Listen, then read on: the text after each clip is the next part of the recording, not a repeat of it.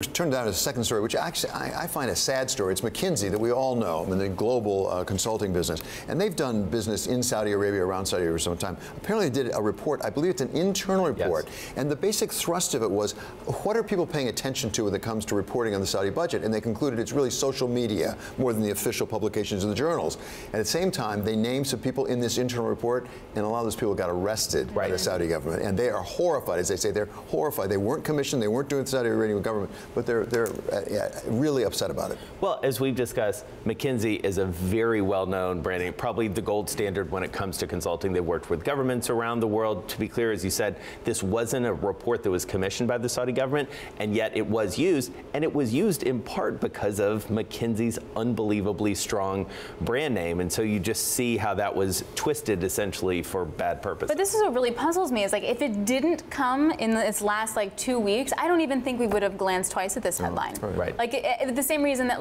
for some reason, particularly in, say, the morning talk shows, the senators were hammering this home. It's but there are a million other things that we could be talking about in terms of countries doing the wrong thing. Why this? That's what I'm having a hard time reconciling. Well, and the fascinating thing to me is it's because of one person, Jamal Khashoggi. This is not inconsistent with other things that the Saudi government has been doing. Or Whether it was Prime Minister Hariri from Lebanon going over, it's Yemen, things like that. Yemen. All these things, nobody's paying any attention. This happens, and all of a sudden it triggers it.